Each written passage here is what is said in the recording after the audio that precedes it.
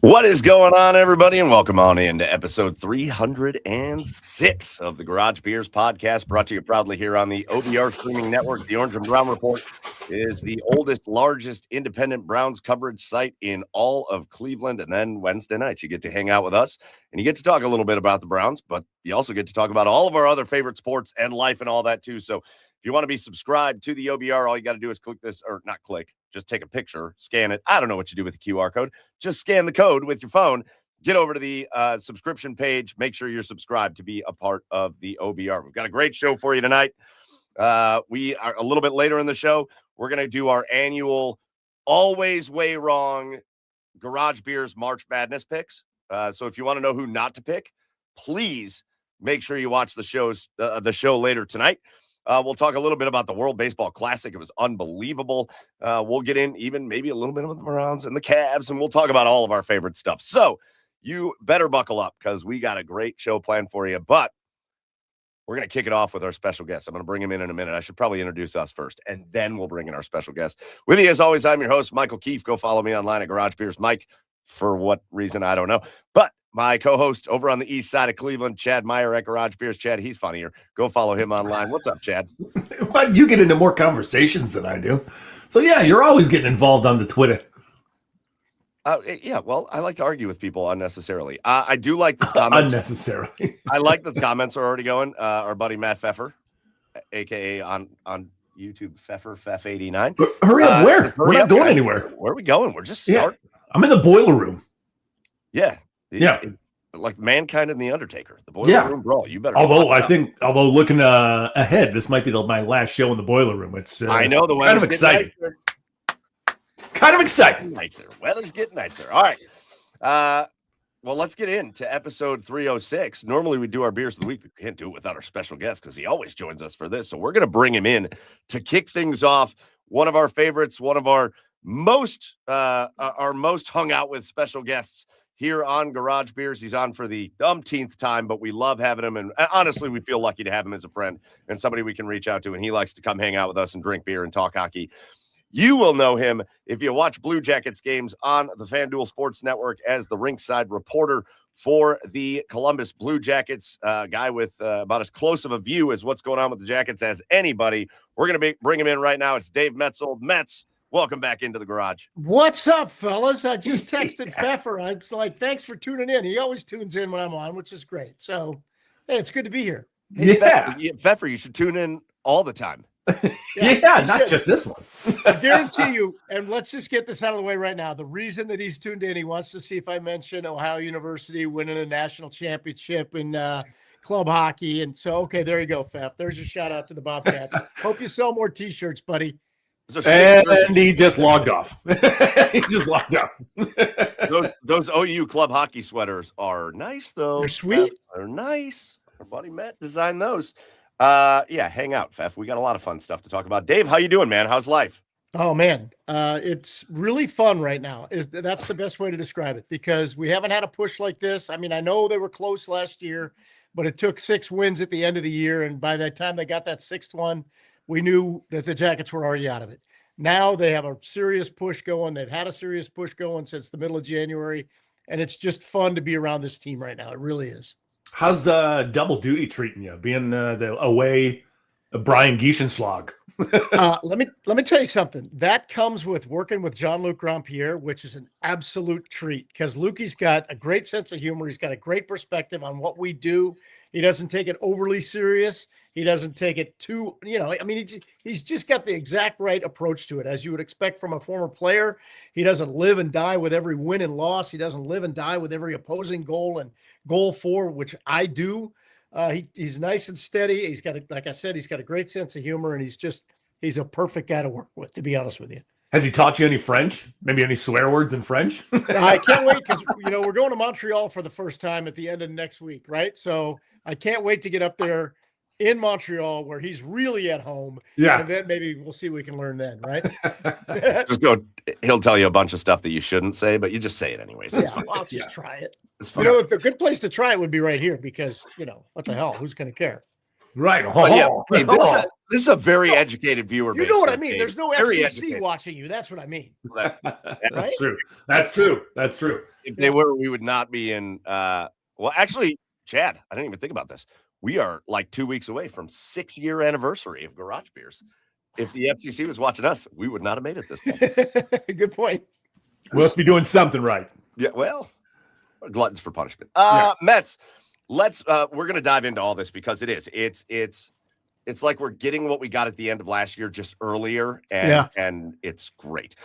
So there's so much fun stuff to talk about, but we can't do it without cracking open our beers and talking about the Blue Jackets. So we always let you, as our special guest, crack open your garage beer of the week first. So what'd you bring on with you? I live just south of Powell, Ohio, which is the home of Nocterra Brewing. So I've gone with a little Nocterra. You know, I like my light beers. You know, I like lagers. I'm not, that's just what I am. I've gone with the Nocterra Classic right here, which is perfect for me. You talk about a local beer. This is like a mile away from my house, so it's perfect. Now, adding to that is a glass that I stole from a bar in Dallas last year. I love the logo. It's from the Lucky Dog Saloon. So let's see how that pours into that Lucky Dog Saloon glass. I'm going to give you an early cheers of the week in the fact that you admit that. I'm glad other people admit that they take the glassware from places too, because sometimes you got to. It's just too cool. Look at the logo on that thing. That's cool, right? Yeah. Yep. That is an excellent pour too. Just enough head to release the CO2. Yes, sir. Cheers. Cheers, Mets. Cheers. Enjoy that. You know, I'm polite. I'll wait. All right. Well, Chad. Hey, in the words of Matt Pfeffer in the comments, Chad, hurry up and tell us your beer. Yeah. Sorry about that. I go to Southern Tier Brewing Company, and then St. Patty's Day. No, in light of St. Patrick's Day, yesterday, I was at Heinen's. I got myself something from Southern Tier. It's the Irish Coffee Cream Ale, guys. Perfect. That was fantastic. Right? So it's a light beer, a little nice little flavor to it, and yep, that is a tasty beverage. That's like, I feels like it's gonna wake me up with the coffee, but also get me a little buzzed with the beer, with the ale. So it's a perfect mix. Yeah. By about 11 o'clock, you won't know if you're coming or going. I don't think so. He never does. It's fine. It is 9.5%. So we'll see. Oh, I didn't even look on this. Hang on. I've had my Go ahead, clear. Michael. I don't want to slow you down. No, it's okay. Take a while. I've had my clear fill of the Irish beers, which are great, and I love them. But yesterday, we got a minute, my wife and I, in the afternoon, just like away from the kids and stuff. They were at school, and we went up. I don't know if you're familiar with kind of the Lorain County, this area, kind of out west. Columbia Station, there's a place called Red Wagon Farm, most known for like pumpkin patch, hay rides, that stuff in the fall. But they opened a brewery like 2 years ago, something like that. And it kind of went unnoticed. They just put a brewery there and it just exists now. And so I went out there. That's where we went and hung out because I figured they had some corned beef sandwiches. They had some live music going. Great place. It's only about 20 minutes from my house. Easy. So we went to Red Wagon Brewing Company and I looked at some of their beers and I was like, I got to try this one. This is called the All You Can Carry. And it is it's a marshmallow cream ale. Oh my God. Okay. That's different. You're having dessert. So the All You Can Carry is a nod. When we go there with, we take the kids for pumpkins and stuff like that. It's very fun. But that's their thing is they do an All You Can Carry. It's like $5 and however many pumpkins you can pick up. That's what it is. Love it. And so it's the All You Can Carry pumpkin thing. So they named it after that. And I have never had a marshmallow cream ale before. Love it. But that's what it looks like right there. Cheers to you, gentlemen. Love it. I can't wait. Ooh, wow. It is kind of like a dessert. I need more marshmallows. It's kind of like a dessert. Yeah. Somebody get this guy some marshmallows. Yeah. Stat. Quickly. Anyways, if you're drinking with us, get in the comments. Get in the comments. Let us know what you're drinking. We'll flash it up on the screen. But Mets, let's dive in to episode 306 and let's give everybody a snapshot because we have some amazing people that hang out with us week in and week out. Lots of Browns fans may not be exactly familiar with where the Blue Jackets are, and a lot of people will be familiar, but let's give a snapshot right here. 15 games to play. Yep. The Columbus Blue Jackets, 81 points, which, by the way, would be like good enough for like fourth in the West. Well, they'd be leading the Pacific Division. So. Yeah, that's right. What a pathetic decision. Yeah. right ahead of them. So they are one spot out of the wild card, which is where they finished last year. Yep. Right ahead of them. Boston and Detroit both have 82 points. Right. Right in front of them in the Metro division. In division, Carolina leads it with 90, which, by the way, that was awesome watching the Jackets just tear up Carolina the other night. Great win. But in second place, we're tied for second place in the division, Pittsburgh, who last I checked was losing tonight, have 83 points, and the Islanders have 83 points. 3-3. They tied it up. Oh, come on. I was hoping we'd piss Carolina off enough where they beat Pittsburgh tonight. Yeah, right. Me too. Me too. And Carolina just took a 3-2 lead. So I don't know how Pittsburgh got back into it, but it's tied. Yeah. They cheat. We all know it. So, having said all that, Mets, I mean, the Jackets could not be more right in the thick of things. Not really, like, they could wind up second in the division. Yeah. They could wind up with out of the playoffs and anywhere in between. That's where we're at right now with the Jackets. It's a gift of just exciting hockey night in and night out. And this is the time you brought it up when you were talking about hyphens, Mr. Grand Pierre. This is the time where every play does matter now. Every minute, every play. It's essentially the playoffs now. Yeah, because if you look at the games that they played, with the exception of last night, which thankfully they had a little breathing room and they won the game 5-1, but every other game is tight, overtime, shootout, whatever. So every shift is important. Every little mistake is magnified, and so it's really kind of it's a fun time of year that has a playoff feel to it, because despite this run that they've been on, which is remarkable since January 11th, only 2 losses in regulation, which is remarkable. Unbelievable. Despite all of that, they're still not in a playoff spot. Yeah. They have the best winning percentage since January 11th, and they're still not in a playoff spot, which speaks to how tight the East is. Pittsburgh is unbelievable. They go to Colorado the other night. I thought, okay, well, Colorado's going to beat them. No, they drill Colorado. Right. They go into Carolina tonight. You figure, okay, Carolina's going to know it's tied. It's incredibly tight. It really is. Now, what is it? It's like 16-2-4 since Bones took over, right? Yeah. Now, I don't want to go all the way back to the beginning of the season, right? Because we're in this such a positive push right now. But I just it's mind-boggling to me, right? But that knowing where we were to where we are now, Mets, and all it took was just was a coaching change. It seemed, because it was, you noticed it in the first game that he came that Bones took over. I mean, I don't know. Stupid question. How did this happen? It's like, why didn't they fix this beforehand? Yeah, I don't think there's any direct answer to that, because Dean Evison obviously had this team playing very well, especially at the end of last year. He guided them through some really tough times. And we saw some glimpses of that early in the season where they had periods where, like, whoa, where is this team coming from?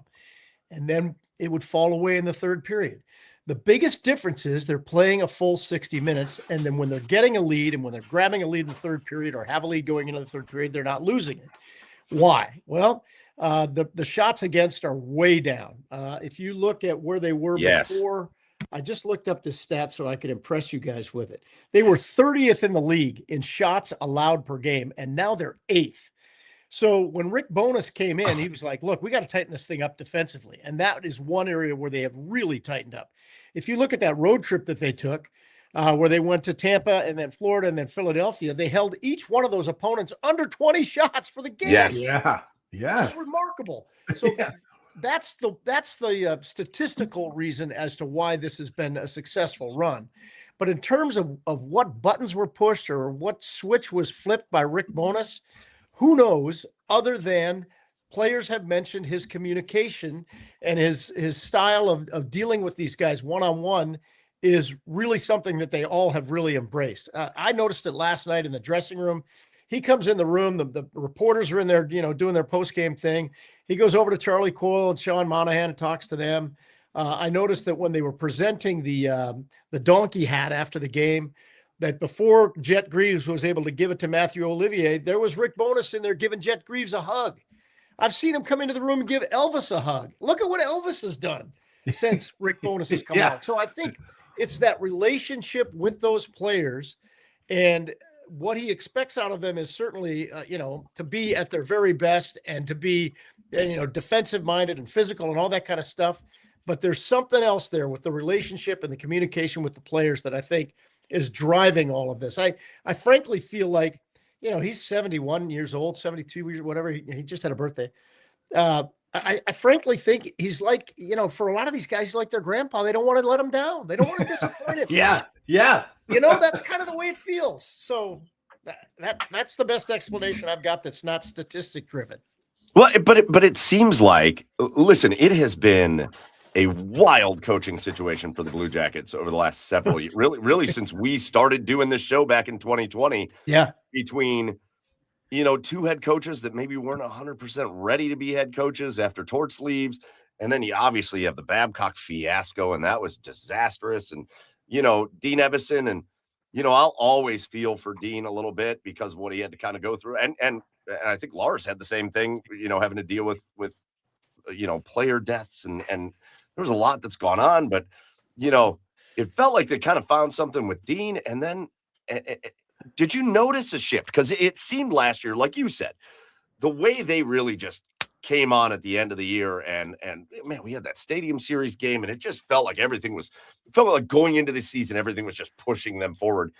Was there a shift? I don't want to say anything bad about Dean. He came on our show. We really enjoyed talking, opera and stuff with him. But did you notice the shift? Because I'll also tell you, when they made the move, some of the players got pretty vocal on being happy about the move and being happy they moved on. And so what was the difference from like last year to this year? Yeah. Elvis was one of those guys when reporters would ask, what's the difference? And he would just say coaching. Yeah. Coaching. He would just lay it right out there. And other players haven't been quite that blunt, but many have spoken about the way he communicates and the expectations and how it's very clear. And, when the praise when they do something well, and the not criticism, but he points it out when they do something wrong. He was very clear with us last week. He said, look, because we now have 14 forwards and 8 defensemen, I've told the guys, look, you get one mistake. You get one mistake. After that, if you're not able to clean it up, you're out. You're out of the lineup. And I think a guy like Dmitry Voronkov is probably learning that lesson the hard way right now. Yep. Like that guy was a mainstay, right? Top line guy at times, power play guy, and out. Sorry, we're gonna try some other guys. So Miles Wood is probably experiencing a little bit of that right now. I can't speak to anything specifically that has upset the coach, but if you're not playing the way he wants you to play and the way you're expected to play, you're not going to be in the lineup. And players have always said they appreciate that kind of clarity. They certainly did. Players talked about Torts and said, look, you always know where you stand with Torts. And a lot of players thrived under that. And maybe some of that is at play here as well with Bones. Yeah. Well, I think younger coaches, maybe a little bit more experience, and again, I think he thought he was retired for a minute. Yeah. But I think younger coaches are afraid to kind of take that kind of stance and say, listen, make a mistake and you're out. But I wonder how much it's just resonating with the other guys. Like if they see their teammates not stepping up to the plate and doing what they're supposed to do and being where they're supposed to be, to have the backing of the coach saying, listen, we all know the drill. We all understand the drill. I think coaches are afraid that that's going to get them in hot water in the locker room. And in fact, it feels like it's turning out to do just quite the opposite. A lot of guys don't know how to do it too. I mean, they've talked, Torch used to talk ad nauseum about how today's athlete is different than the athlete when he was coming up. And so for a lot of coaches, they just don't understand how to tie into that, how to plug into a different type of athlete who might be a little more sensitive to the criticism or whatever.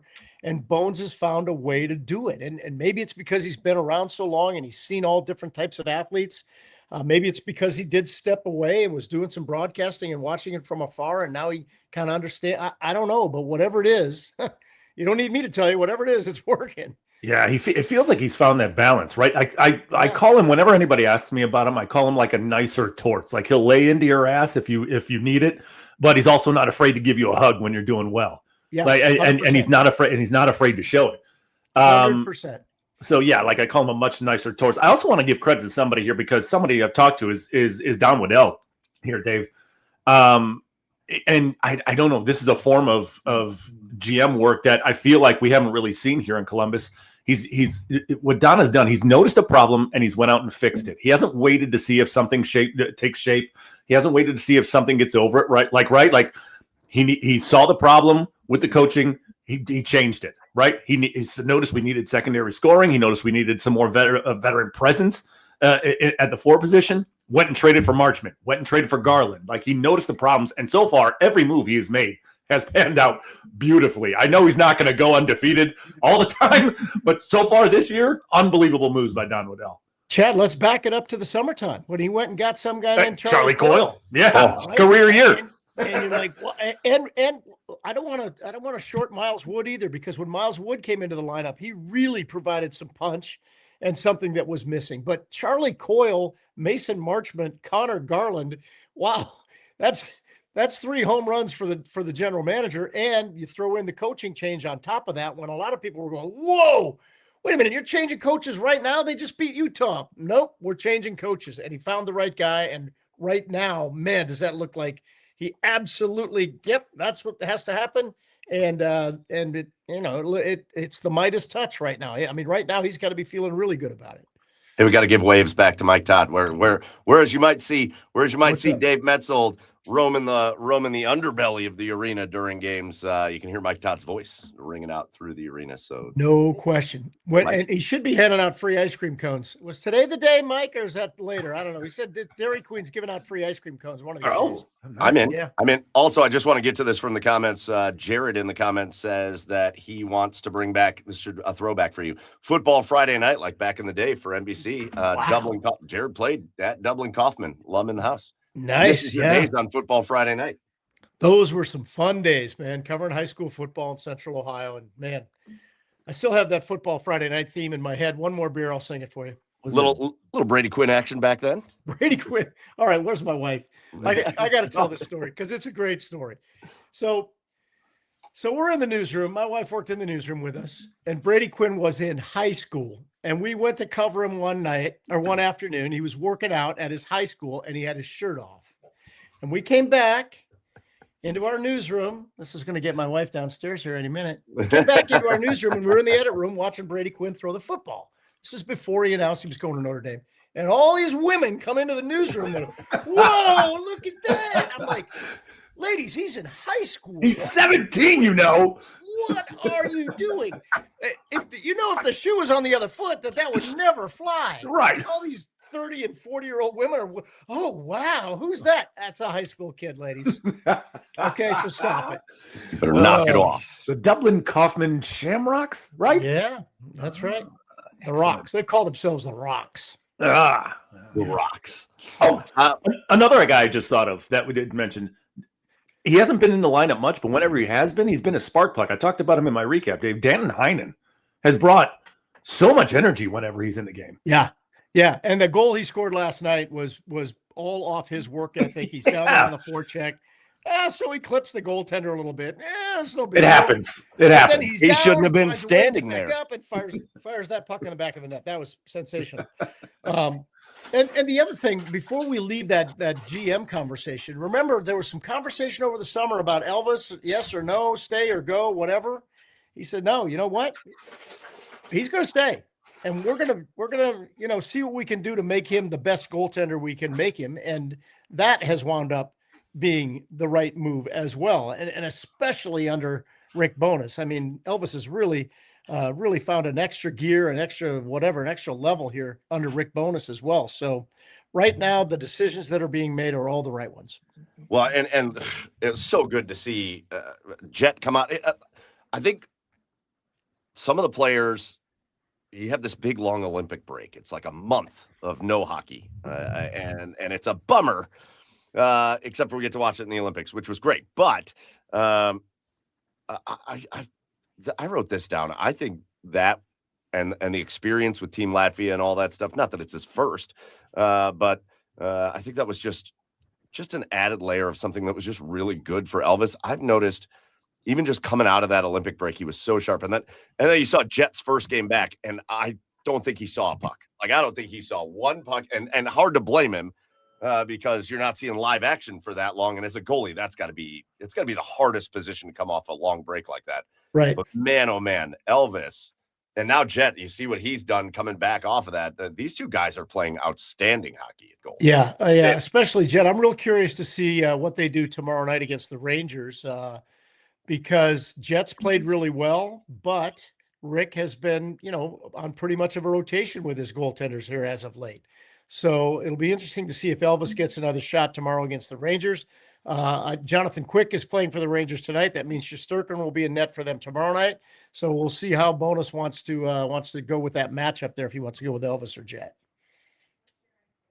Do we have an official word since the acquisition of Connor Garland? Do we have any official word from any of the retail stores in Columbus how mock turtleneck sales have gone? It's not a mock turtleneck. It's one of those neck protector things. Yeah, sure it is. Right? Yeah. It's a dickie. Remember those things? Ah, yes. It's a dickie. It's coming back. The dickies are coming back. All right, so we'll get to upcoming here soon, but when we talk about some of the things that maybe are still a little bit troubling with the Jackets, because there are some things. I mean, they do have the best record, but they've given away a lot of points. They have fallen back into that trap over time of being up in the third and then giving up a late goal. Yeah. But you talked about how they have really dramatically improved their shots against and how that's just a winning formula for them. Their defense has really stepped up. I think offensive players playing defense have really stepped up, but their depth at defense is a bit troubling still. They've got their 8 guys on defense, but it just feels like 1 or 2 guys go down and things get a little bit scary on that side of the puck. Yeah, we saw that with Goodbranson out of the lineup for those 3 games. Yes. Good to have him back, obviously. But, you're talking about Jay Christensen, you're talking about Igor Zamula, and those guys have played enough in the National Hockey League so that they should be able to come in and fill those minutes, right? They're not going to be like Zach Werenski. They're not going to play 25 minutes a game. They're not going to play 20 minutes a game. They might play 8 or 10 minutes a game. But when they come in, especially at this time of year, they should be able to fill that role. Zamula's a big guy, man. He's been around the National Hockey League for 6 years. He's a big guy, played in Philadelphia, should be able to handle those types of minutes. Jay Christensen, same thing. He hasn't been a regular in the lineup where he has had sustained playing time, but when he comes in, he should be able to handle those minutes. He shouldn't have to, we shouldn't have to go, oh God, Jay Christensen's in, or whatever. But if there's an area where you want them to remain healthy and you want them to have those top 6 guys in there all the time, that's it, right? For sure, on the blue line. And that's why it's good to have Goodbranson back. I mean, it's every game is just so critical down the stretch here. I mean, is there anything? I don't know. It might be a dumb question. Like, is there anything that they can do to just ensure themselves the best possible chance? I mean, is that you just don't go to overtime? I mean, we need as many regulation wins as possible, right? Yeah, right. Because that's an area they only have 24 regulation wins, and that's the area that could bite them in the butt. So, like tomorrow night against the Rangers, team that's only got 64 points, or I don't know what they're doing tonight. I'll check. But against the Rangers, they got to beat the Rangers. The Kraken are coming in here on Saturday. They got to beat the Kraken, and then huge showdown game with the Islanders. And the Islanders are playing the same way that the Blue Jackets are playing right now, where they're desperate for every point. This Pittsburgh team, I keep pointing to them like they're behind me because they're on TV, they're behind. Hey, guys. But I mean, although Detroit needs every point they can get, they're down 2 key players in their lineup right now. They need every point they can get. Boston needs every point they could get. Boston in their last 2 games has found ways to get points. And as a Blue Jackets fan, you're like, oh God, of course it's going to overtime. And even if they lose, they're still picking up that one that keeps them just ahead of the Blue Jackets. So the positive that I take out of all of this is what I said earlier in the show, which is despite the run they're not in yet, to me, that's a positive. That means they have to keep their foot on it. They have to be razor sharp in every game because they can't afford a slip. And they know that. Had they, been in a playoff position, then, we can relax. It's the Rangers. We can relax. No, you can't. You can't relax in any game right now. And Bones started saying it like 2 weeks ago. We haven't done anything yet. I think he said it coming out of the break. And we haven't done anything yet. Well, now you could say, well, hell yeah, you've done a lot. You just haven't gotten the playoff spot yet. And I think that's that carrot dangling out there constantly is going to be exactly what they need over these last 15. Minute by minute updates. The Rangers are getting throttled by the Devils. The Penguins took a lead 5-4. Apparently, they've just not played any defense. Yeah, 5-4, 328. Are you serious? Yeah. Well, hey, listen, it means we're not getting any further away from first place in the division where we're going to wind up. The other big game, though, tonight, the Capitals and the Senators, because the Senators are nipping on the heels of the Blue Jackets.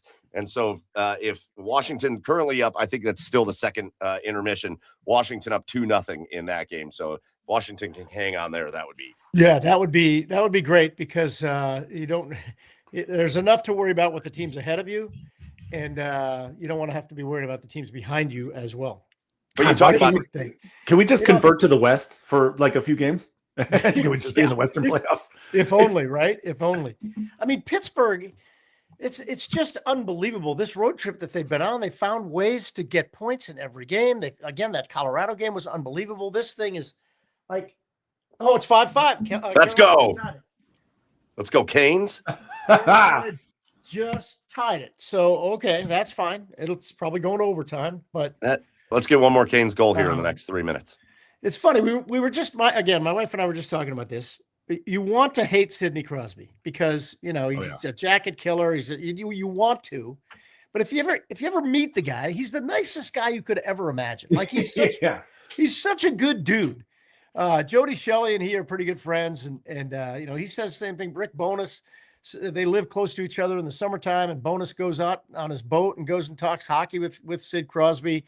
When Rimmer had his grandson at a game before Rimmer retired, his grandson's name is Crosby, and Sid came and met his grandson. I mean, he's just a good guy. Yeah. But then he scores a goal like tonight, and you're like, yeah, I hate that guy. Piece of shit. No. Yeah, I'm not at all interested in that bastard. But he's a good dude. He's just a thorn in our side, right? So yeah, absolutely. Well, hey, he's a thorn in the NHL side. Like it ain't just us. Yeah. It's funny. I'm sitting here trying to think of things like where we can nitpick the Jackets right now and talk, but it's just they're playing so well, Dave. I can't there's some. I want to try to find something like, oh no, they need to do this to push them over the edge. No, they just need to keep doing what they're doing. Right. They're playing well. All four lines are playing the same way, which is something that Rick Bowness has really stressed as well. You look at Boone Jenner. We talked about Boone Jenner on the air last night. Demoted, if you want to even use that phrase, but he's playing fourth line, right? He's centering that fourth line right now. His minutes are down a little bit. And we talked to Rick Bowness about that the other day, and he said, look, this is the definition of a true leader, a guy who will do whatever it takes to help his team be successful. And if you look at the way Boone Jenner and that fourth line played last night, they were all over the Canes. They were all over them. Yes. We talked about Heinen's goal. But that's what it takes. Technically, Coyle's line is the third line, but look at how effective they were last night in stopping the Canes' top line. Garland joining the Monahan line and what it's done for that line and what it's done specifically for Kent Johnson. It seems to have brought Kent Johnson's best out. And then the top line, Fantilli's he's taken it to another level. And Marchenko is leading the team in goals with 25 and a threat every time he gets his stick on the puck. If we're gonna keep giving love to Bowness, it was an immediate. I don't know what the immediate connection was. An immediate connection with Kent Johnson, like immediate. Yeah, he just immediately started playing a different brand of hockey with Rick Bowness. I don't know whether they had a talk and he just bought in or what, but so here we can dive into this a little bit because Dean Evison used to say to everybody, look, you really need to be hard-nosed. You need to go in the corner. You need to win those puck battles. You need to win those board battles. And that's not Kent Johnson's game. So Rick Bowness came in and told Kent Johnson, look, man, I want you to look for the open ice because you are able to do what you do best in open ice, not engaging in some sort of physical confrontation, but rather find the open ice, keep your head up, find an open player and hit him and create a scoring opportunity. That's a difference for sure. The way Rick Bowness has handled Kent Johnson versus the way Dean Evison handled Kent Johnson.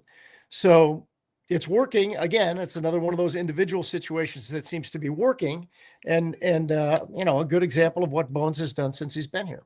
the difference between married to a system and just using the talent that you have to what they do best, adapting your ways to what your talent does best. That's awesome. Yeah, that's a really good point. Well, Pittsburgh and Carolina get points, and that is annoying. OT? Yeah. We're going OT. All right, so let's just really quick, Dave. Let's talk about just the road ahead, because we've talked about kind of what they have done, where they currently stand, but the road ahead is wild for the Jackets. And I will say, if I want to get nitpicky, in this back part of the year where they've played so well, they've either gotten unlucky in certain circumstances, or they have let their guards down against the worst possible teams to let their guards down against. Yeah. That loss in Boston stunk. That loss against the Islanders stunk. These are the teams that you're directly competing for playoff spots for, and you cannot be giving them points, just handing points away the way they did to those teams. So moving ahead, again, 15 games left. They still got 2 left against Carolina, who all of a sudden looks like they are just going to give up all the goals for the rest of the season. They have got 2 games left against Boston. They got 1 more against the Islanders. They've got another 1 game, I think, against Detroit. That's huge. Yep. And even the 2, don't overlook the 2 games against Montreal, because the Montreal is just, I think, 1 point out of a wild card spot. Right.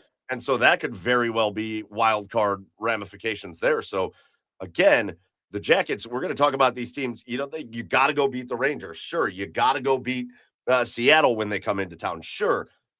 But you got to take care of business. These are the teams right here. You win these games. You get overtime wins, or not overtime wins, regulation wins against these teams. You're going to be in the playoffs. Yeah, this is why that Sunday game against the Islanders is one of the biggest games that we've had in a long time in terms of the implications. The 4-point game, of course, that would be a 4-point game in October too. But I mean, a 4-point game at this time of year against a team that's right ahead of you, man, if you could leapfrog them, that would be huge. The other thing that I point to, I have to look at the schedule exactly, because there's that back-to-back Montreal, on the road at Montreal on the 11th of April. Then they come home to play Boston in a 6:00 game on Sunday. So now think about that. They got to play at Montreal on a Saturday night. They got to fly to Columbus. They got to go through customs, which right now, folks, you all know what travel's like right now. Then you got to be ready for a 6:00 game at home against Boston. And that's the second and third to the last game of the regular season. It could come down to that particular back-to-back, which would be really dramatic. I hope the Jackets have a little cushion by that time, so it's not going to be, meaning everything, those 2 games, but it certainly could. It certainly could. And what I'd like to know who scheduled that, by the way, coming out of Canada, going through customs, and then an earlier game back home. That's ridiculous. Do you think somebody would look at that and go, maybe we should fix that? Maybe we should. Maybe let's give him 8:00. Let's drop the puck at 8. You could also tell Corpy to not stand on his head so much the next time we play him. Lord, what about that? What a dick. It's funny because that day we were in Boston, and we all wanted to see Corpy, and we all wanted to see Sean Corrali, and we all wanted to see Andrew Peak, and we were having a good chat with Corpy that morning. And then the first period, he comes out and he stones Fantilli, just unbelievable. I'm like, Corpy, what are you doing here, buddy? I thought we were friends. Like, he was out of his mind that night. Now you got to be cold to him now. Next time, you got to get in his head. Next time it's going to be, hey, Corp, I have no time for you. You know what? I don't think so. Yeah. What's your name again? What's your name? Have we met? No. See you after the season. Yeah, right. That's well, right. Mets, listen, man, we'll let you get back to your night, but so many fun things ahead. It's almost sad that there's only 15 games left, but these final few weeks of the regular season are going to be a lot like last year. And last year we talked about, man, this is all you can ask for. You go from everything that team had been through to, oh my gosh, every game, everything means something. This is amazing. And they did what they needed to do. They just didn't get the help when they needed it. Hopefully this year they give themselves the help and they don't have to rely on somebody else losing And we're talking about playoff hockey because the city of Columbus deserves playoff hockey again. Yeah, and I mean, last year would have been its own special storybook kind of ending, right? Because of the whole Johnny situation and how emotional that would have been. This is a different type of storybook, a potential storybook ending with what Rick Bowness has done, coming out of retirement, coming off the boat in Florida. If he drags this team into the playoffs, man, it's one of the great stories of the National Hockey League season. It really is, and that's what I'm rooting for, man. I'd really love to see the story go there. I'd like to see that chapter be written for sure. Before you leave, Mets, I text you this earlier because it just triggered me what you just said there, because with the way this team is playing, it just feels different. And if they continue to play this way, I'm not sure I'd want to be anybody in the East. I'd want to see the Jackets in the first round. No doubt. Bowness said it last night. When we play like this, we can beat anybody. Regardless of standings, we can beat anybody. Yeah. And I think that message has been delivered and accepted by the team. They believe it too. I honestly, I don't know that in my time as a Jackets fan, which again, I'm a convert, I don't know that I could say that, but I honestly do believe that 100%. One last thing, Mets. I thought I was going to ask you this before. Moment of vulnerability. All I got to do is get a beer in me, and now I become a mess. But obviously, our buddy Zach Werenski wins a gold medal. Team USA wins the gold. Shout out to the women too. That was awesome on its own. But I was a blubbering mess after the game. And obviously you've come to know people personally and families and all that. And the guys go out into the crowd and they get Johnny's kids and they're carrying the jersey around. My wife came downstairs and asked me who died. What happened? I was a blubbering mess. Yeah. When I saw that, how cool was that moment? Yeah. I'm standing probably, this close to my TV, just staring at it and taking pictures of my TV. I did it too. So, but here's, like, you talk about families. Obviously I've known Zach since he came to the Blue Jackets, and I know his mom and dad pretty well. And I had texted his dad over there because he was over there, and I texted him earlier when I knew they were going to get a medal. When I knew, okay, look, they're going to come out of there with a medal. How great is this for you? And he said, I have so many great stories to tell you. I can't wait to see you. So man, I haven't really told this story publicly, but it's a funny story. So do it up, Mets. So Hughes scores the goal. Scores the goal. I grabbed my phone immediately, and I immediately text his dad. Did he just set that up? Hell yeah, he set that up. Hell yeah, he set that up. And I hit send. And I'm like, oh, that was really stupid. That was really dumb. Right. So then like 6 hours later, after I texted him again, I'm like, hey man, I'm really sorry about the text. I was a little bit excited about that goal. But I mean, that was it. That was the emotion of it. Like you see the guy that your guy representing your country with that kind of a role in that kind of a goal. And when he got back here, I'm like, everybody's going to talk about Jack Hughes, and deservedly so. He scored the goal, but you set him up. And he said, when kids are replaying this out in their driveways or in their backyard rinks or whatever, years and years from now, somebody's going to have to play the role of the guy who gave it to Hughes. And I'm like, yeah, that's what I'm talking about, Zach. Exactly. I think an underrated part about that setup, Dave, was when he just bodied McKinnon. just get off of me here. Get off of me. Well, the two guys, man, the 1-2 action there. Yeah. Jack Hughes with that poke check. If he doesn't make that poke check, it's a goal. Yeah. Like it's 2-on-0. It is a free rush to the net. He makes the poke check to get it down ice.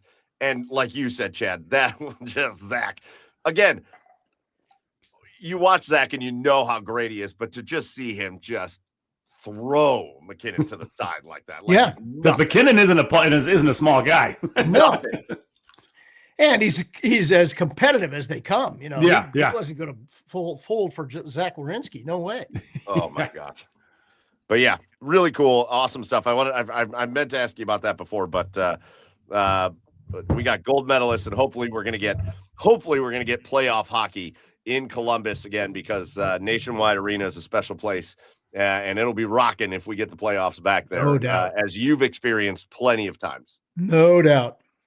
All right, Mets, we're going to let you get back to your night. We appreciate you coming on, talking hockey with us, having a beer with us. Go enjoy the rest of your night. Say sorry to your wife about telling the Brady Quinn story. But otherwise, I'm sure as this goes on, we will catch up with you as we get closer to playoff time. Yeah, come on down to the arena, boys, especially for playoff times. We'll have a couple of these actually, and I will steal the glass. Maybe we will if it's good, if it's cool enough. Oh my, yeah. Our bar's gonna be like, Mets is taking our glasses again.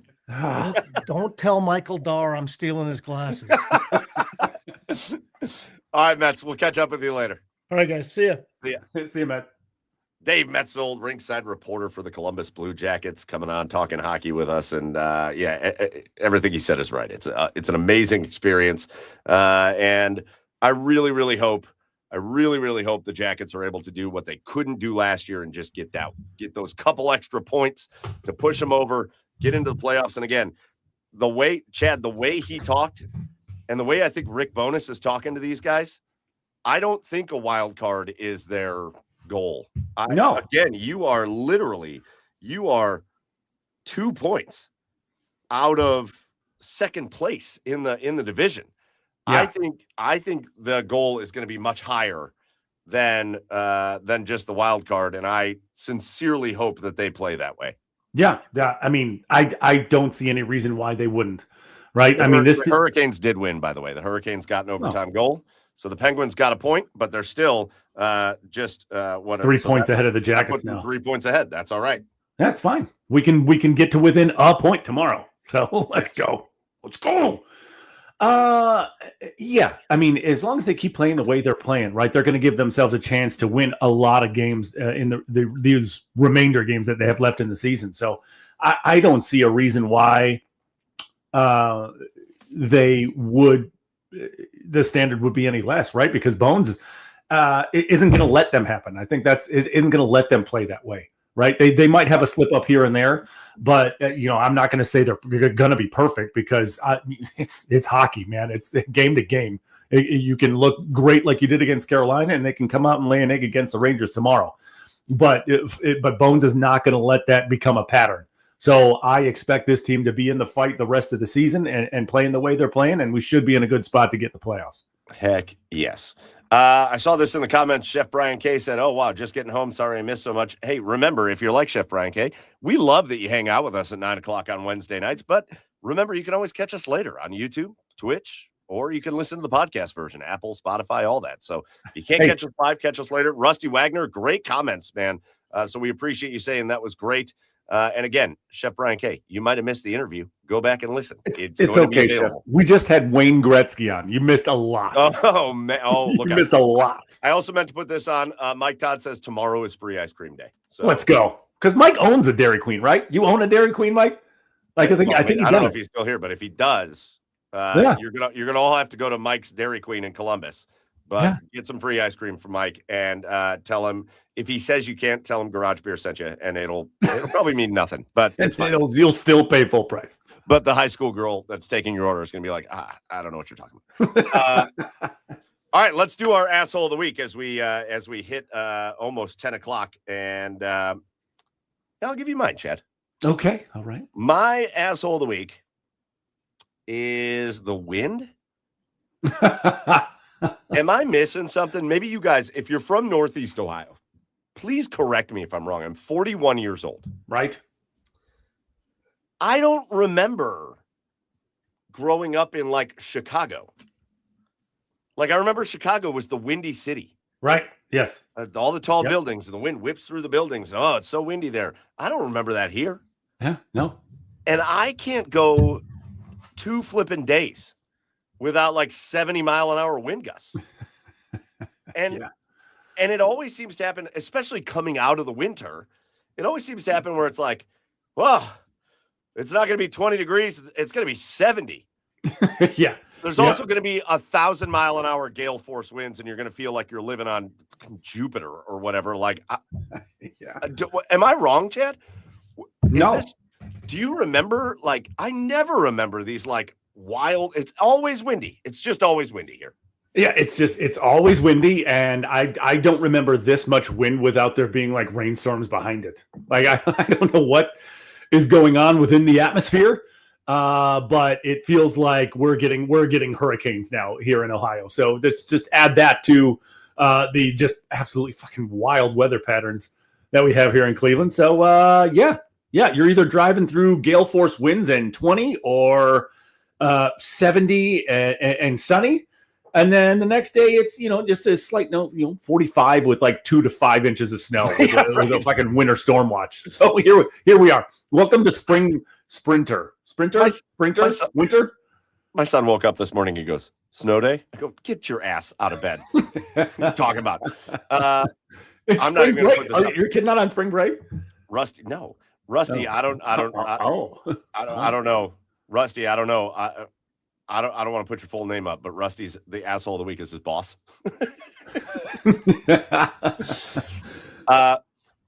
Phil says his asshole of the week is either the meteor, which I'm going to get to that later, or NASA for not giving a heads up on a 6-foot diameter, 7-ton chunk of space debris incoming. Oh, nice. Yeah. I'm going to get to this. I'm going to address this later, Phil. This is going to be part of my cheer of the week, so I'm going to get to this later. Chad, why don't you do your asshole of the week? Neil deGrasse Tyson is just creaming his jeans right now because of this meeting.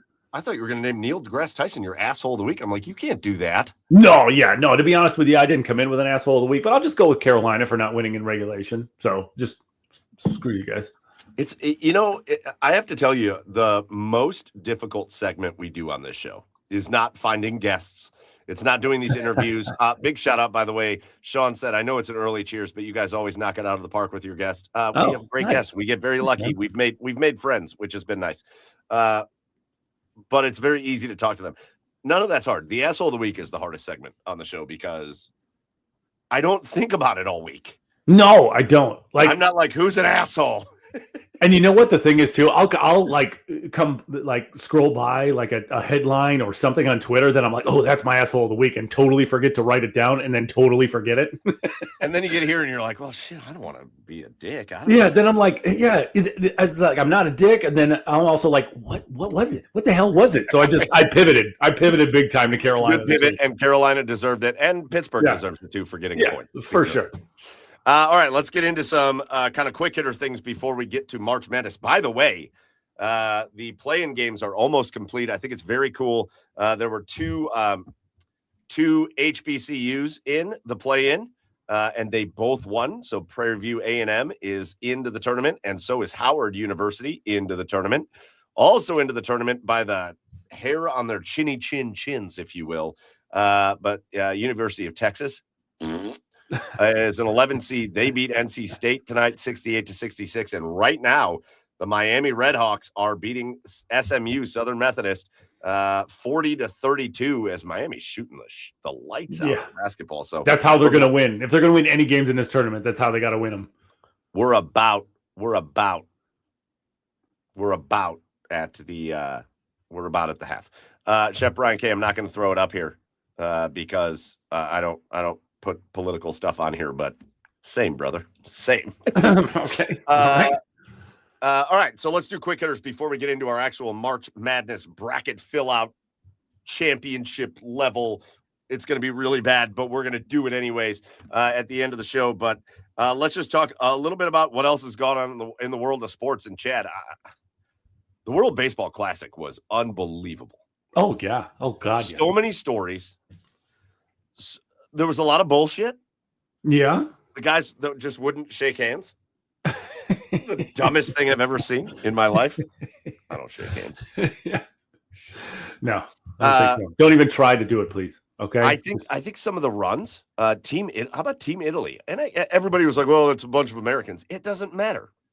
Team Italy making a run to the semifinal of the World Baseball Classic. Are you kidding me? That's got to be a preemptive cheer of the week of the espresso shots in the dugout. Hell yeah. That was awesome. The tiny cups too. Like, hey, how you doing? Come on, you make it an espresso, huh? Hey. Okay. Well, sorry, they're Americans. Make the espresso, huh? The Italian team was just jerk offs from Jersey. Like, I'm Vinny Pasquantino. I'm from Trenton. but my family is from Sicily. But I'm here to play for Italy. It's mozzarella. Oh God, that's another asshole of the week. You know what? I'm going to say that East Coast Italians who just pronounce things wrong for fun. They got fucking hoagies in the dugout too. I love when real Italians are like, "That's not how you say any of this." Let's make a sandwich. Hey, I want the gabagool. Oh shit! I'll have the gabagool. Wasn't that the guy that put on the horror shows on Fox 8 late at night on Saturdays? Oh no, that's yeah. And didn't Goulardi's kid won an Oscar? His kid just won an Oscar. Yeah. Cool as hell. Yeah. But the World Baseball Classic was great. The Team Italy was so fun to follow. Again, Team USA's journey from, I will say, please never let Mark DeRosa be the manager again. I know he came out and said he wants to. He was an embarrassingly bad manager. There you go. That could be our asshole of the week too. Please don't. Please don't. Yeah. All these other countries had, like, I've seen Albert Pujols out there just being the man. He was so good at it too. Albert Pujols should be a manager in Major League Baseball. He was so good. He looks like a manager. By the way, he let himself go a little bit after the playing career. Let himself go. Pujols? Jesus Christ. Jesus. But then Mark DeRosa, from like not knowing the situations happening, it's like he didn't give a shit. Yeah. And then he got called down on it, and then he acted like he gave a shit. But then he can go. But otherwise, Team USA's journey was fun. I mean, that game against the Dominican Republic was unbelievable. I didn't think the U.S. had a shot in that game. Me neither. Dominican was so stacked. Oh, my gosh. That Dominican team was unbelievable. And Team USA was the pitching was unbelievable. Yeah. And then they get to Venezuela. And what a night for Team Venezuela. I mean, I just think it was cool. I was surprised. I kind of anticipated either Dominican Republic to win or one of like the Asian teams like Korea or Japan or whatever. They went out early. Yeah. Yep. And so I thought it was just smooth sailing for Dominican. USA takes them out in the semifinals. And listen, Venezuela, there was such a rich baseball history. I mean, some amazing baseball players. You saw Miguel Cabrera out there, emotional about Team Venezuela winning. Sure. But Team Venezuela taking out the U.S. All of those Hispanic countries, a deep, rich baseball history. A lot of storylines. Oh, yeah. Well, it's funny because Venezuela, though, is really the only South American country. Yes. Yep. With a baseball-rich history. And I think it was pretty cool that they won the title. I mean, that is they were chock full of guys that you knew, but also quite a few guys that you didn't really know. And they just put it together, and what a run for them. What a run for them. Yeah. And, on the American side, big game Judge shows up again. There's something about getting in the playoffs and getting in the postseason or getting into big moments. That guy just does not come through, man. Isn't that crazy? I wish he played for any other team but the Yankees. Yeah. Only because I really like him. Yeah. I really do. He's a class act kind of guy. And when you watch him, you're watching history all the time. I mean, like, this is the way he hits. It takes me back to like the Barry Bonds days of just every time he's up, I feel like the ball's going out of the yard. Yeah, for sure. And I want to root for him because I want him to get over the hump. Yeah. I just don't want to do it for the Yankees. Yeah. Gross. So I hope he never gets over the hump. The World Baseball Classic was great, though. I do think it's a little wild how people talk about things in general.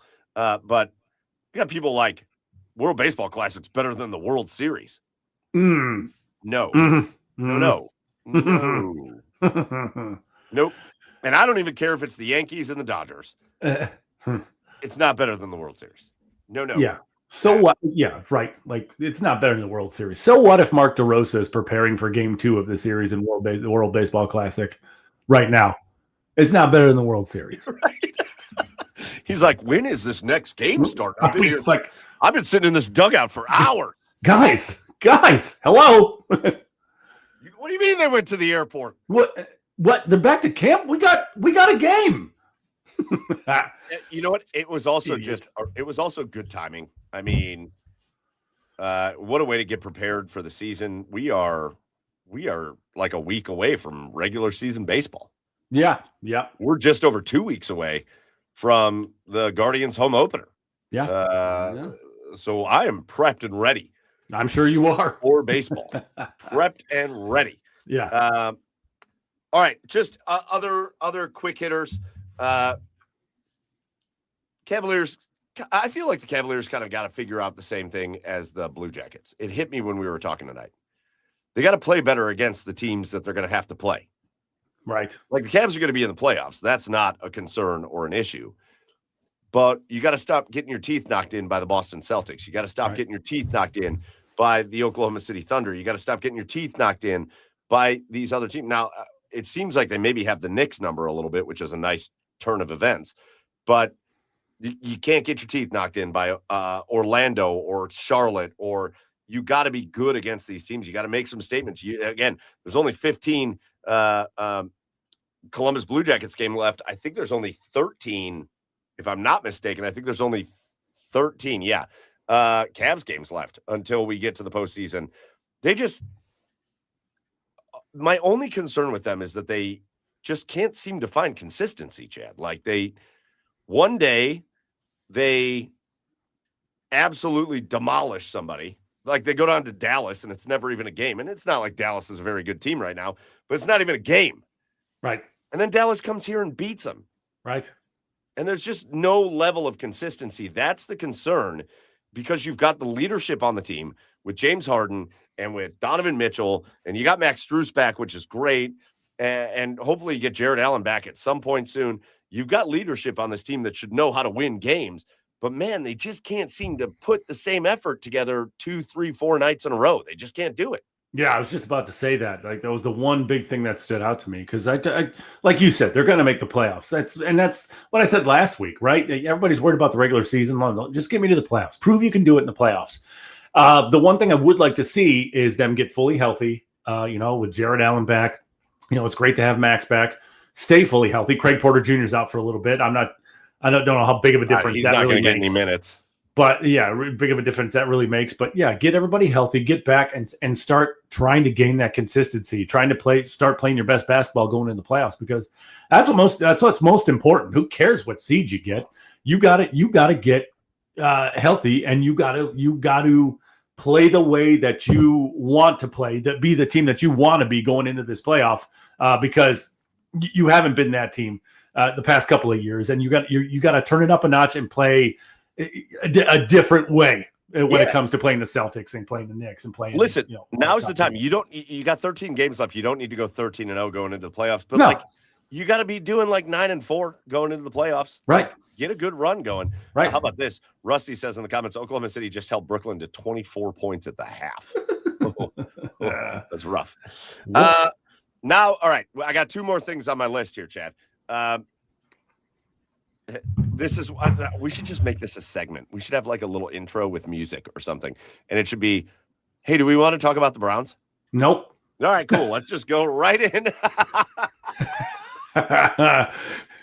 It should just be a jingle. They're like, hey, do we want to talk about the Browns? Boom! And they'd be like, nope, move on. I think that's the good news is we're just kind of in a weird dead zone of. Outside of sitting here, I really have nothing to add to Wyatt Teller signing with the Texans and Jerome Ford leaving, and they've signed some depth pieces. Right. AJS Penenza and Tylen Wallace don't do anything for you. That's cool. I like those. I actually sure. I like the depth. Sure. I like it. I like what they've done. That's it. I have no time to dedicate to that. No. I am getting ready for the draft, though. I'm very much ready. I'm geared up. I know. I'm ready. I'm geared up. I'm ready. Again, you're going to be able to just get draft coverage here wall to wall on the OBR streaming network from Thursday through Saturday. We're going to go wall to wall with the NFL draft. So make sure you're tuned in for that. But Chad, why don't we just get to the last segment of the night? All right. We are just about filled in with the bracket of 64 teams. As right now, The Miami Redhawks are leading the SMU Mustangs at the half. They're trying to be the last team in the bracket. Again, Texas won their game tonight, and then so did Howard, and so did Prairie View A&M. So those are the three teams that have won down in Dayton, and Miami looking to add their name, and that's pretty cool. Just, right down the road in Dayton. Pretty cool. But now, Chad, we're going to get in, and I'm so excited for this because I don't know shit about football. Let's go. That's one of my favorite TV quotes of all time. We're going to get into our Garage Beers March Madness pool. And so, again, if you want to fill out a perfect bracket, just don't. No, listen to us. Yes, you absolutely have to listen to us. Don't do what we do. I'm going to pull it up here. I've got the CBS thing here. You can see it here. Texas beat NC State. Howard beat UMBC. Remember that run UMBC went on? That was awesome as a 16 seed. Prairie View A&M took out Lehigh.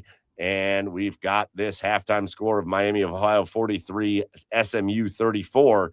And so let's do our bracket. We're just going to go region by region. So we're going to do a region at a time. And so, Chad, how do we feel about this first matchup? Duke versus whoever the hell this is. It's Siena. Yeah, by the way, speaking of which, I guess that was another asshole of the week. I just thought of it. My asshole of the week. Let's go back to that for a second.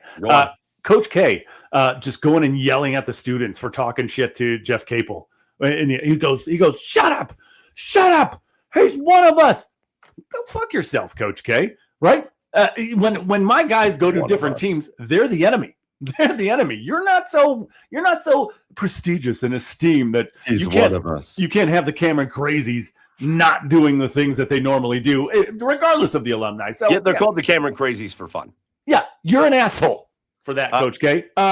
Real quick, and I'm not serious about this because we love him, but Chef Brian K, asshole of the week for saying sign Flacco. You son of a bitch. Son of a bitch. Chris, has anyone picked up Njoku? No, but last reports are that he has met with the Ravens, so that sucks. I might have a hard time rooting for him there. I'm not going to root for him there. No. I will always like David Njoku, but I'm not rooting. If he goes to Cincinnati, Baltimore, or Pittsburgh, I'm rooting against you until you leave that team, and then I'll root for you again. Right. I have no problem rooting for guys to do well that have left the Browns, but get out of the division. Let's get back into it. Duke and Siena. Yeah. God, the Cameron Crazies are just a part of campus wildlife. Siena, Duke. Yeah, let's go Duke. Okay, I guess we'll. Welcome to the bracket challenge. I like that we start with this one because it brings up the Ohio State Buckeyes, who had a nice little run in the Big Ten tournament and really gave Michigan kind of all they could handle in that tournament until Michigan pulled away a little bit at the end. They go up against TCU. I think Ohio State's playing good basketball at the right time. Yeah. Both of these teams are. This has been a good game. I think it'll be a good game too. I think Ohio State's just got a little bit more. I think they're I think they're going to be a little bit more kind of physical and able to score a little bit better than TCU is. I'll take Ohio State in this one. Let's go. Let's fucking go. Let's go. St. John's, Northern Iowa. Yeah. Rick Pitino's going to send Northern Iowa hookers and pizza the night before just to distract them and take them off their game. St. John's. How about St. John's run? They win the tournament. Unbelievable. Yeah. All right, Kansas, and who the hell's CBU? I don't know. California Baptist, dude, the Lancers. Come on. Cool. So Kansas. All right. Yeah, I'm not taking the Lancers there. All right, Louisville and South Florida. You know, I actually have caught a couple of South Florida games randomly this year, and they play a fun brand of basketball. Give me South Florida. South Florida in the 11-6 upset. Yeah. And Louisville is. I've heard that they struggle. I've heard that they struggle. Michigan State, North Dakota State. This is Michigan State all the way. All the way? Right. Yeah, all the way. They're winning. Right. All right, UCLA and UCF, the UCs. Where are they playing? Where are they playing this region at? I don't know. I don't even give a care. It doesn't say. Oh, wow. You just went all clean with it. You Nate Bargatze that. I don't give a care. I don't even give a care. Yeah, God. UCLA. Why not? Because Cronin is just an asshole, but he's an asshole with his production. Furman usually does some fun things in the tournament. They're just not going to do it against Furman. No, Furman is not going to do things against UConn. I heard a stat today that it's men or women, UConn, the UConn men or women. There hasn't been a Final Four without UConn in it since 2007. Isn't that crazy? That is wild. Well, think of the run the women went on. It's crazy. Yeah. All right, this would be really fun. Duke, Ohio State. You got these crazy blue bloods at Duke and the boozers and all that against Ohio State, who again just playing their best basketball at the right time. Chad, go ahead. Duke, Ohio State. I think Ohio State's going to push them to the limit, but Duke's going to come out on top. Yeah, I actually think that'll be a pretty good game, and I think Duke's going to win too. I love this. St. John's, Kansas. I am just a full-ass believer in St. John's. Yeah. I'm a full-ass believer in Rick Pitino and the way it's kind of like Calipari at Kentucky, where they could come into the tournament as a 5 seed, but once the tournament starts, you cannot treat them like a 5 seed. Yeah. I'm a full believer in St. John's. Give me St. John's over Kansas. Rock Chalk also sounds like you're like summoning a wizard. You ever hear that chant? And it's not even a cool wizard either. No, not at all. Stupid wizard dressed as a bird. Yeah, right. All right, USF against Michigan State. Give me South Florida. Let's go with the upset, baby. We're going. I just love the way they play. They've made the most shots in America this year. Like they scored the most points in America. Yeah. Who's the kid? But who's the kid? Who's the kid for Michigan State that's like the greatest dunker of all time? Javante Blodinson. I don't know. I forget his name. Hold on. Dunker, Michigan State. Blodinson. I'm so mad. Cohen Carr. Huh? Cohen Carr. Oh, okay. All right. Cohen Carr might be the greatest in-game dunker. Well, of the last like 25 years of any level of basketball. Why? He just posterizes dudes? Oh my God, he's unbelievable. Nice. So fun to watch. UCLA and UConn, and I want to root against UConn. I just think they're too strong. Give me UConn over UCLA. All right, so that gets us to Duke and St. John's. You get this one. St. John's doesn't score enough points for me. Otherwise, this is going to be a low-scoring, close game. Duke's going to win it. And USF and UConn, and I mean, we know exactly what's going to happen here. It's USF taking out UConn. Yes. It's not the same UConn. It's not the same UConn bunch. No. Again, they went on their unbelievable run of the last few years.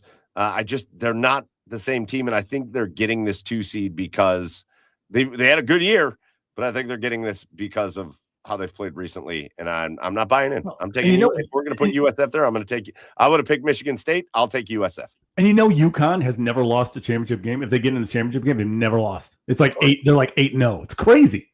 Sons of bitches. Yeah. So the marquee matchup we were all waiting for: Duke and USF. This is where USF's run ends. Duke is going to win. Duke is going to be the end of that. Yeah. Duke's going to go ahead and punch their ticket to the Final Four. All right, let's go over to the West. What a year for Arizona. I love seeing them back, by the way. I love seeing them back against Long Island University. Yeah, I loved those. Like, I was a huge fan. Like when I was deep into college basketball back in the day, I loved the baggy shorts. And like Arizona's colors and the baggy shorts were some of my favorites. So give me Arizona. Basketball's better when they're good. They tried to make them a football school for a minute. Get the hell out of here. Right. Me as a noted guy that watches all the NBA and not nearly enough college basketball, could not tell you jack shit about Villanova or Utah State. So give me Utah State. Whoa. Wow. Even though Jay Wright's not there anymore? Come on. Correct. Yeah. Wisconsin at High Point. Okay. I might have opinions on this one, though. High Point scores the most points in the nation. They're the highest scoring team in the nation. Their campus, like that, you get like free ice cream and you have like hot tubs in every room. I'm fucking jealous. I want to go to school there. I want to go back in time and go to school there.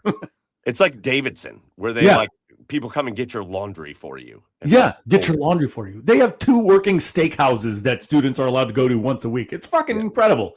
Yep. Give me Wisconsin. Give me Wisconsin. I think High Point is maybe the best 12-5.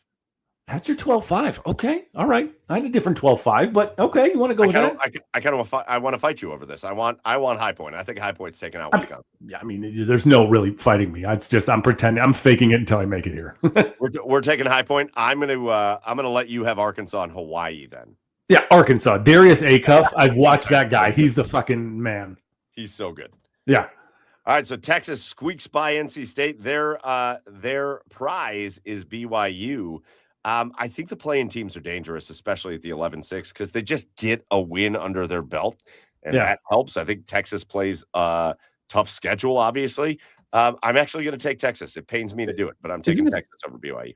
Isn't it like I could be wrong, but and this is really random and weird. Doesn't BYU have like the consensus number 1 overall draft pick for the NBA draft this year? I think BYU. Here's my feeling on BYU. I think they either go out in round 1 or they're like a potential Final Four team. All right. Like it's one of the two. Okay.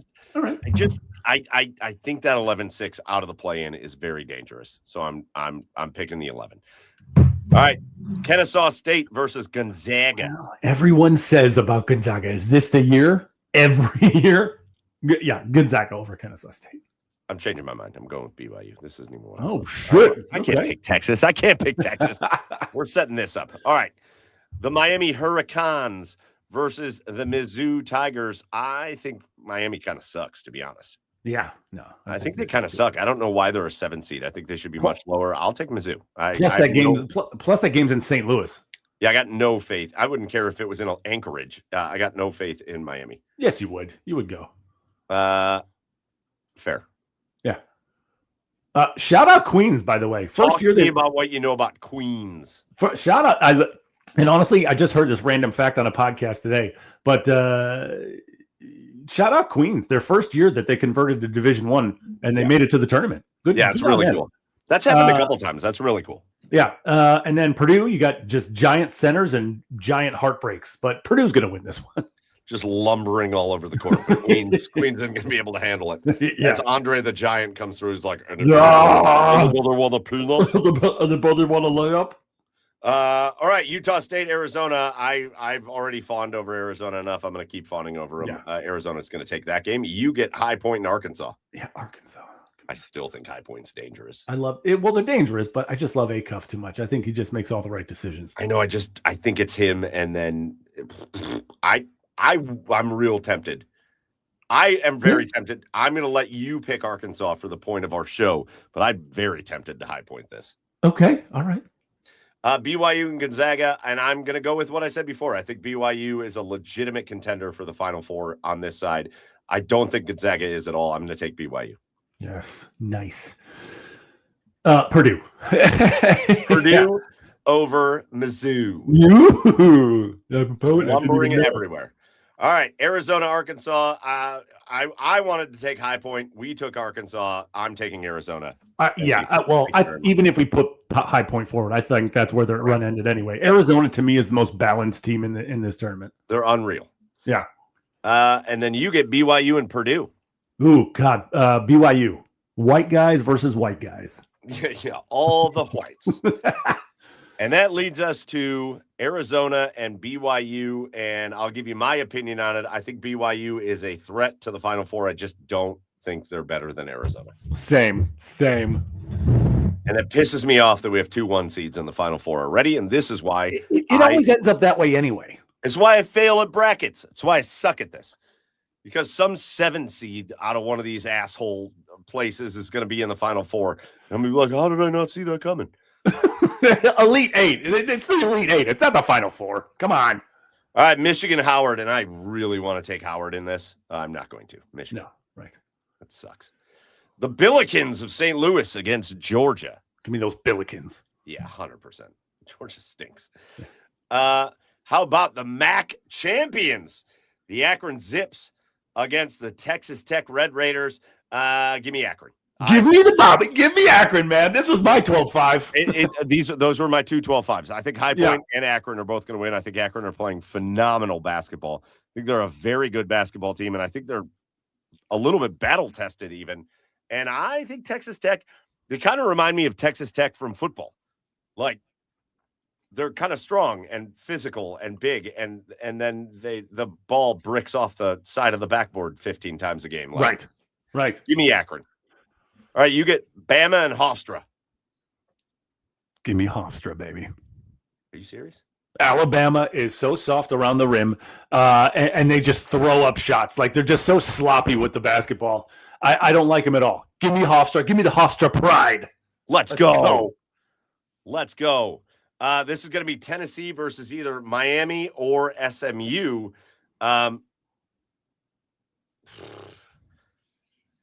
Miami. We're going MAC. We're going MAC dominance. Let's go. I have no Tennessee. I have no faith in Tennessee. I have no faith in Tennessee. You shouldn't. They've never won. Did you know they've never won college basketball championship ever? No. Yeah. And they're not going to get out of the first round of the playoffs this year. So Miami, it's going to be Miami, although SMU is cutting into this lead. It's 46-40 now. But it's going to be Miami, and they're taking out Tennessee. Okay. All right. Virginia, and who the hell do we have here? Wright State. Wright State. Oh, yeah, Wright State. Yeah. If you ask my son what Wright State's going to the Elite Eight, but give me Virginia. Yeah, no, Wright State's not going anywhere. We'll take Virginia. Santa Clara. I know who Santa Clara is. UK versus Santa Clara. You know, give me Santa Clara because I have no. Forget Kentucky. They're done. Does not They're scare done. me They're at all. Now, one of my favorite teams, Iowa State, going up against that team. Tennessee State. Come on, know. Mike. Jesus Christ, Mike. Tennessee State. Iowa State. Yeah, Iowa State. That's so dumb. Why would anybody think Super dumb. Tennessee Super State's dumb. going to win? Michigan against the Billikens of St. Louis. Yeah, Michigan's going to go through there. Michigan. I love this. Akron versus Hofstra. Akron, baby. Put them in the Sweet 16. Akron would wipe the floor with Hofstra. Miami University against Virginia. Let's go, Mac, baby. I'll take Virginia. And you get Iowa State versus Santa Clara. Iowa State. They're getting through. Yeah. 100%. You know, I'm going to let you go twice. Michigan versus Akron. Man, Akron is just so scrappy. They put up such a good fight. And do I think they have a chance to win this basketball game? Absolutely. But Michigan's going to go through. Yeah, I just went ahead and clicked it for you. Shout out. I mean, what a year it would be. What a year it would be for Akron. Well, that is a good year. To put them in the Sweet 16, that'd be the farthest they've ever gone. Yeah, if they got to the Sweet 16, that'd be phenomenal. And I think they got a shot. Iowa State versus Virginia. I think Iowa State is – I actually think they're a much better basketball team than Virginia. Oh. And I'm taking Iowa State against Michigan. And now we're going to have to talk about this because I think Iowa State's better than Michigan. Yeah, I can't in good conscience take Michigan regardless. Thank you. So I actually think Iowa State wins that game anyways. Yeah. But I think Iowa State had a legitimate shot at like a 1 seed. Right. But they didn't get it. They're going to knock Michigan out, and they're going to take on Arizona in the Final Four. All right, let's go over here to the South. Florida versus Prairie View A&M. Prairie View A&M got a win. They're not going to beat Florida. Clemson and Iowa. This is going to be the most boring first round game. Like, don't even watch it. Both of these teams just walk the ball up the floor. Down a hill. Yeah, both of these teams just walk the ball up the floor. They're boring. Yeah, hideously boring. Frankly, I don't give a shit who wins this game. Yeah. Iowa. I'm gonna do something real quick. I'm gonna pick Iowa and then Florida. Okay. Okay. I'm gonna just do that. We're just gonna go there. We're just gonna go straight there. All right. Vandy again. Is it Murray State? McNeese State. Or it's McNeese State. That's right. You're going to go Vandy over McNeese. So you don't think McNeese has a shot at the 12. McNeese is 15-0 at home, but they're not at home. Yeah, that's true. Troy and Nebraska. What Nebraska being a 4 seed in basketball? You're a football school. Crazy. So crazy. It's so crazy. I'm taking Troy. I don't buy Nebraska. I don't buy them for a minute. Do I know anything about Troy? No. Do I buy Nebraska for 1 second? No. Here's another one. VCU. Give me VCU. Yeah. Give me VCU. Ever since North Carolina's best player went out, they've been struggling. How about Penn? The smartest people in the tournament against Illinois. You got to be better than smart to beat Illinois. If it was Princeton, I would think about it. No, Penn. All day getting beat by Illinois. Now you better. Can I have this one? St. Mary's. Can I have St. Mary's? Yeah. Against Texas A&M? Yes. There's no shot St. Mary's is taking out the Aggies. No Bobby shot. Ball does not going to work against St. Mary's. No shot. You can have this one. Bobby. Oh, the Vandals of Idaho against Houston. Dude, I don't know. Have you seen Idaho's basketball arena? Yes. It is unreal. Dude. All of wherever they play is awesome. Idaho facilities, spectacular. Unreal. But Houston plays such tight defense on teams that it feels like they're invading your personal space. Correct. Yeah. I already picked Florida, so I'm going to go Vandy and Troy, and it's Vandy. You better take Vandy. Did you see how they kicked the shit out of Florida in the tournament? Yeah, it's Vandy. You get VCU in Illinois. Going Illinois. Yeah, Illinois. pretty good. They're pretty good. Illinois. Texas A&M and Houston. I love my Aggies, but they're not going to beat Houston. Houston's just too big, physical, strong. I think they're going to have trouble scoring the basketball. Right. So if the Aggies can get their shot going, I think maybe I think this will be a good game. I just don't. They're not going to beat Houston. Yeah. Florida Vandy. We saw this. We just saw it. Vandy kicked the shit out of Florida. Do they do it in the tournament? They won't kick the shit out of them, but they'll beat them. Dang. Florida goes out early. Let's go. Earliest one seed to go out. Vandy to the Elite Eight. That's right. And I get Illinois and Houston, and I think this is where it ends for Houston. Again, I really like Houston. I like the identity that they've built in that program. I just think I think Illinois will be able to outscore them and out defense them. Like, I think they'll just be better. Illinois is the best offense ever tracked in college basketball history. Right. Crazy. It's crazy. And that'll set up Illinois and Vandy, Chad. Illinois, baby. Give me Illinois. That's where Vandy's run ends. All right, so we got 1 seed Duke, 3 seed Illinois, 1 seed Arizona, 2 seed Iowa State. Chad, take Duke and Illinois. Oh, man, I just love this Illinois team so much. Duke is coming into the tournament a little banged up too, but I think they'll get through their bracket nice because they got a nice draw. But give me Illinois, baby. Illinois over Duke. I got Arizona and Iowa State, and we talked about Arizona's balance, and we talked about how good they are. I just think Iowa State is just on something special this year. I'm going to take Iowa State. We're going to do the eyes. Arizona's my championship winner, but not in this. It's not. Not in this. It's not. It's going to be the 3-seeded Illinois fighting Illini against the 2-seeded Iowa State Cyclones. Who you got, Chad? Illinois. Illinois. I think Iowa State's winning the national championship. It's unstoppable. All right. So our champion in this bracket is Illinois. Offense, which means they're going to get slammed in like the 3rd round. Yeah, exactly. Body the shit out of them. Yeah. But here on our show, we're going to Illinois. And just remember, when Akron is playing Hofstra in the round of 32, we called it. You're welcome. Remember You're welcome. We called it. Remember we called it. All right, that is our bracket. You guys go fill yours out. Put it on here. Who do you have? Who do you have as your champion if you're still here in the comments? But Chad, why don't we do our cheers of the week, and then we will get out of here. And you know what? I already alluded to mine. Okay. Because the meteor was brought up. Right. And what a wild event that was. It was the house shook. Like it was. I thought I had people asking me. My mom called and was like, "Was that a plane crash?" I'm like, "I don't think so." Like from where you are out in Menor to where I'm at, North Ridgeville, or out to like everybody felt it.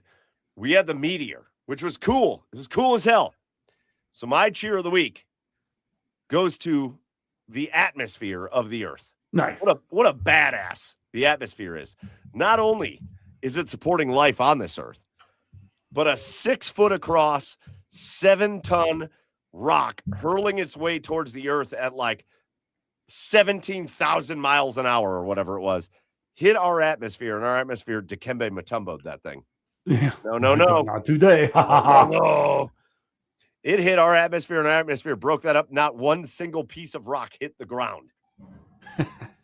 Our atmosphere, it's like, do you ever watch those videos online of the like compressor machine and it like compresses onto things? Right? Our atmosphere is like that, covered in sandpaper. And that thing hit the atmosphere and it was like, it just smushed it into nothing. Wow. Nothing. Whoa. So my shout out, my cheer of the week goes to the Earth's atmosphere. Shout out to you. The Dikembe Mutombo of planets. Well, you're wrong, Mike. My cheers actually goes to Bruce Willis for able to detonate that missile that broke up the meteor from hitting the Earth. You watched Armageddon too many times. Yeah, I did. Don't want to close my eyes. Don't want to fall asleep because I miss you, babe. It's a quick sidebar. Steven Tyler, like Dream On Steven Tyler, sounds like absolutely nothing like the Steven Tyler we grew up on. Like, that's fair. And that's right? Okay. That's okay. Okay. My cheer of the week goes to Colin Dorgan and the Blackstone Valley Co-op hockey team in Rhode Island. If you missed the story, Colin Dorgan, his dad, there was a mass shooting at a Rhode Island hockey game, and Colin Dorgan's dad killed multiple family members and himself at this game. So this is a kid that lost his whole family, his whole immediate family. And he scores the game winner in overtime to take them to the state championship, and then they won the championship today. Yeah. So just an emotional couple of weeks for the young man. But you watch his press conference. He was able. Lord knows how he is behind closed doors there. But he was able to what a mature, well-adjusted young man for the way he's handling this. And congrats to that team for winning that championship. That's awesome. That's as good of an ending to this season as it could have happened for him. That's an excellent cheers, Chad. Excellent cheers. All right, that's going to do it for us here on episode 306. Our last order of business, just giving out our thank yous. First of all, thank you to the OBR for hosting us. As always, the OBR is the oldest, largest independent Browns coverage site in all of Cleveland. So get over to the OBR.com and hit subscribe. But they let us just come on and do whatever we want, and they host us, and they love us as part of the network, and we appreciate them for that. So big shout out to the OBR. Big shout out to our special guest tonight, Dave Maetzold. Go follow him on Twitter at DMetzMedia, ringside reporter for the Columbus Blue Jackets, and just great insights. And again, we are coming down to just an excellent time for Columbus Blue Jackets hockey. The playoff race is going to be unbelievable with the amount. Again, the Columbus Blue Jackets, it will not surprise you if they come in second place in their division or if they miss the playoffs. That's how tight this whole thing is. And so it's going to be awesome. Big shout out to Metz for coming on and joining us. And our biggest thank you goes out to all of you, whether you guys joined us live tonight, which a lot of you did. Look at Pat Shea. Big shout out to you, Chef Brian K. You were great. Phil was great. How about Doesn't Matter comes in with a beer. Checking in from Kami, Colorado. Well, that's something. Stop and Tickle, West Coast IPA. I love that. Slap and Tickle. Oh, I thought it said stop. I can't read. Slapping. Oh, a little slap and tickle. We'll give you a little slap and tickle. A little slap and tickle. Shout out to Chris. You guys were all awesome joining us live tonight. If you don't join us live, though, remember, you can always catch us on YouTube, Twitch later. You can catch this podcast version anytime on Apple, Spotify, or wherever. That's going to do it for us for episode 306. For our buddy Joey, who moved today officially, so he couldn't be with us tonight, but still Garage Beers Joe. For Chad over on the east side of Cleveland at Garage Beers Chad, I'm Michael Keefe at Garage Beers. Mike, go follow the show at The Garage Beers on all the socials. We will see you next week for episode 307. Until then, as always, cheers, everybody.